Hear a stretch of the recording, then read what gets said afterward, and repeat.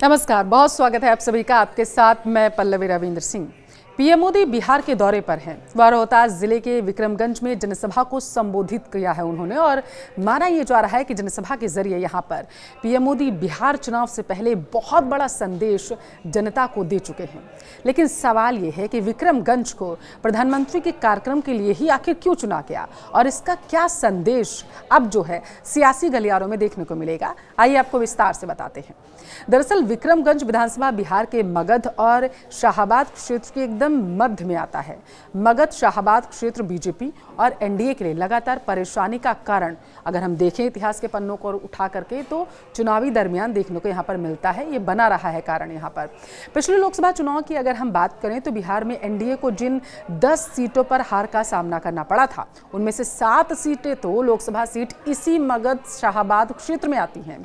शाहाबाद और मगध क्षेत्र की बक्सर, आरा, सासाराम, औरंगाबाद, जहानाबाद, पाटलिपुत्र और काराकाट में केंद्रीय मंत्री आरके सिंह, उपेंद्र कुशवाहा और रामकृपाल यादव सरीखे एनडीए और बीजेपी के कई मजबूत उम्मीदवार जो रहे हैं चुनाव हार गए थे। यहाँ ये जानना जरूरी है कि शाहाबाद में 4 लोकसभा सीट भी हैं। आरा, सासाराम, काराकाट, बक्सर और मगध में 5 लोकसभा सीटें हैं, जिसमें पटना, औरंगाबाद, गया, जहानाबाद, नवादा आते हैं। लोकसभा ही नहीं बल्कि 2020 के विधानसभा चुनाव में भी एनडीए ने इस इलाके में बहुत ही खराब प्रदर्शन किया था। समझिए कैसे। दरअसल 2020 के विधानसभा चुनाव में एनडीए उम्मीदवार शाहाबाद और मगध क्षेत्र के जहानाबाद, पाटलिपुत्र, बक्सर और काराकाट लोकसभा में तो एक भी विधानसभा सीट नहीं जीत पाए थे। शाहाबाद मगध क्षेत्र में विधानसभा की कुल 55 सीटें आती हैं, समझिए आप, जिसमें से एनडीए सिर्फ 10 सीटें ही यहां पर जीत पाई है।